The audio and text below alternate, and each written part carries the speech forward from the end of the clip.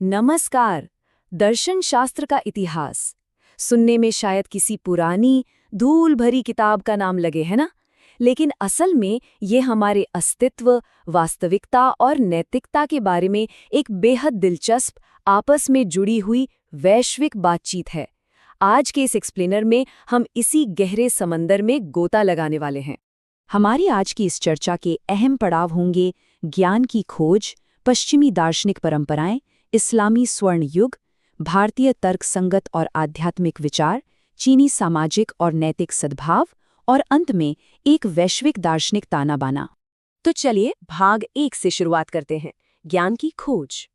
अब दर्शन शास्त्र के इतिहास को समझने का मतलब सिर्फ तारीखें या विचारों के नाम रटना बिल्कुल नहीं है, बल्कि ये समझने की कोशिश है कि पुराने विचारकों ने जिस माहौल में अपने सिद्धांत गढ़े, उनका ऐतिहासिक संदर्भ क्या था, और फिर उन विचारों को तर्क की कसौटी पर कसना, ये देखना कि अतीत के वे विचार आज के दौर में कितने प्रासंगिक और सत्य हैं।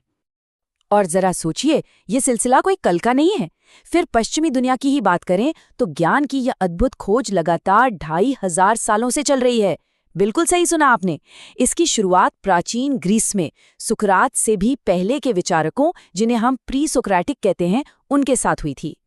यहीं से हम पहुंचते हैं भाग 2 पर, पश्चिमी दार्शनिक परंपराएं। सुकरात, प्लेटो और अरस्तु जैसे दिग्गजों के बाद हेलेनिस्टिक स्कूलों का दौर आया। इनका मुख्य फोकस ये था कि आखिर एक अच्छी जिंदगी कैसे जी जाए। जैसे एपिक्यूरियनिज्म का मानना था कि शांति से भरा सादा जीवन ही असली खुशी है। वहीं स्टोइसिज्म इसके बिल्कुल उलट था। उनका कहना था कि हमारी इच्छाएं ही हमारी सबसे बड़ी रुकावट है, इसलिए खुद पर काबू पाना सीखना चाहिए। और फिर संशयवाद यानी स्केप्टिसिज्म, जिनका सीधा सा फंडा था कि कट्टर मान्यताएं सिर्फ अशांति पैदा करती हैं, इसलिए जो चीजें अनिश्चित हैं उन पर कोई भी अंतिम राय बनाने से बचना चाहिए। वक्त बीतता गया और शुरुआती आधुनिक युग तक आते आते विचारकों के बीच एक बहुत बड़ी वैचारिक दरार आ गई। एक तरफ थे अनुभववादी यानी एम्पिरिसिस्ट, जो मानते थे कि हमारा सारा ज्ञान हमारे अनुभवों से आता है। उनके मुताबिक इंसान का दिमाग जन्म के वक्त एक कोरी स्लेट की तरह होता है। और दूसरी तरफ थे तर्कवादी या रैशनलिस्ट, जिनका पूरा जोर तर्क, डिडक्शन और इस बात पर था कि कुछ ज्ञान हमारे अंदर जन्म से ही मौजूद होता है। इसी गहमा गहमी के बीच महान दार्शनिक रेने डेस्कार्टेज ने तर्कवादियों की पूर्ण निश्चितता की इस चाह को एक बेहद मशहूर लाइन में पिरो दिया, मैं सोचता हूं इसलिए मैं हूं। यह सिर्फ एक वाक्य नहीं था, बल्कि अस्तित्व की एक ऐसी जोरदार घोषणा थी जिसने आधुनिक पश्चिमी दर्शन की नींव ही हिलाकर रख दी। 20वीं सदी आते आते पश्चिमी दर्शन में एक और बड़ा बंटवारा देखने को मिला। इस बार मुकाबला था एनालिटिक दर्शन और कॉन्टिनेंटल दर्शन के बीच।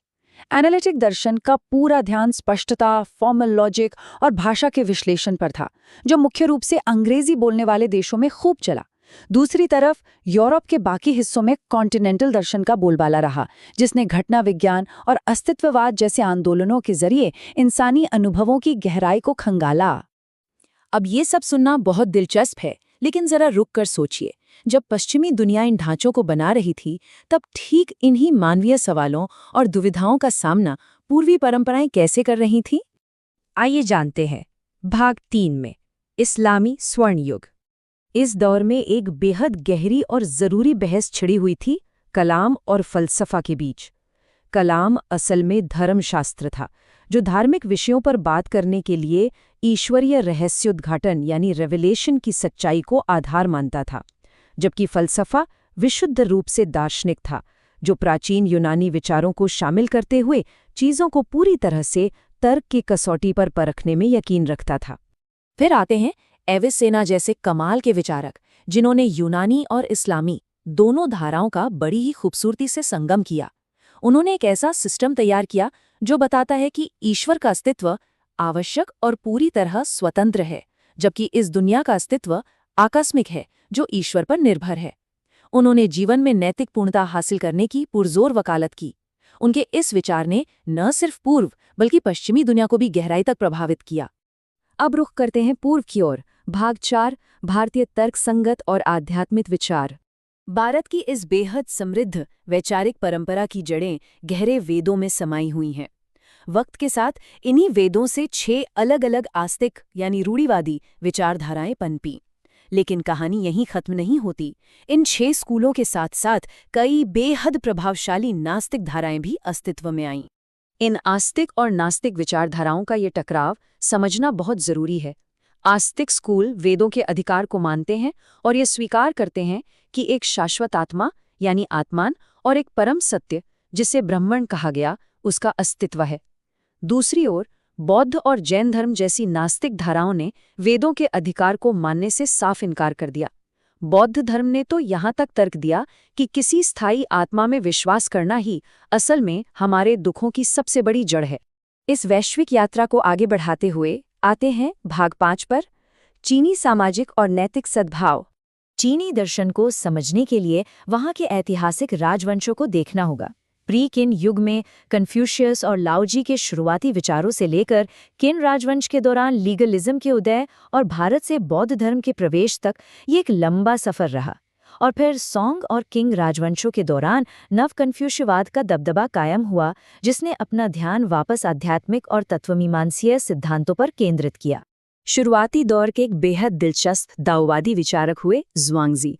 उन्होंने हमारी वास्तविकता पर सवाल उठाने के लिए बड़े ही सुंदर रूपकों का इस्तेमाल किया। उनका वो मशहूर तितली का सपना याद है?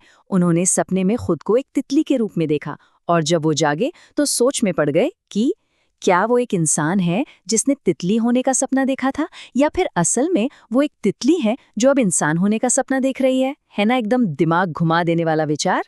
शुरुआती चीनी दर्शन में एक और बड़ी कश्मकश कन्फ्यूशियवाद और दाओवाद के बीच थी। कन्फ्यूशियवाद समाज में तालमेल बिठाने के लिए नैतिक आचरण, बड़ों के सम्मान और सामाजिक जिम्मेदारियों को निभाने पर पूरा जोर देता था। इसके बिल्कुल उलट दाओवाद वुवे यानी बिना किसी जोर जबरदस्ती के स्वाभाविक रूप से कर्म करने और प्रकृति के बहाव के साथ जीने में विश्वास रखता था। और अंत में भाग 6, एक वैश्विक दार्शनिक तानाबाना। आधुनिक युग में आकर हुआ ये कि दुनिया भर की ये तमाम प्राचीन परंपराएं पश्चिमी विचारों से टकराईं और इनसे कुछ कमाल के नए विचार पैदा हुए। जैसे इस्लाम में आधुनिकतावाद आया, जिसने विज्ञान और लोकतंत्र के साथ तालमेल बिठाने की कोशिश की। भारत में विवेकानंद जैसे विचारकों ने अलग अलग धार्मिक और दार्शनिक स्कूलों को एक सूत्र में बांधने का शानदार काम किया। चीन में माओ त्से-तुंग ने मार्क्सवादी वर्ग संघर्ष को वहां के किसानों की क्रांति के हिसाब से ढाल लिया, और जापान के क्योटो स्कूल ने पश्चिमी अस्तित्ववाद के साथ मिलकर इंसान और दुनिया के बीच की दूरियों को मिटाने की कोशिश की। तो ये सब जानने के बाद एक बात तो पूरी तरह साफ है, दर्शन शास्त्र महज गुजरे हुए जमाने के विचारकों की कोई बोरिंग सी लिस्ट नहीं है, बल्कि ये एक जिंदा, गतिशील और आपस में गुंथी हुई एक वैश्विक बातचीत है। ज्ञान की ये खोज एक ऐसा संवाद है जिसका हिस्सा पूरी मानवता है। अब इस एक्सप्लेनर को ख़त्म करते हुए मन में एक बहुत बड़ा सवाल ज़रूर उठता है। इतिहास की इन तमाम दार्शनिक धाराओं में से आज के हमारे आधुनिक समाज में सबसे ज़्यादा असर किसका है? क्या वो प्राचीन यूनानी तर्क है, भारतीय आध्यात्मिकता है, या चीनी सामाजिक सद्भाव? खैर, इसका कोई एक सीधा जवाब तो नहीं है, लेकिन ये सोचने पर मजबूर ज़रूर करता है। और यही तो दर्शन शास्त्र की खूबसूरती है। इस सफ़र में साथ जुड़ने के लिए बहुत बहुत धन्यवाद।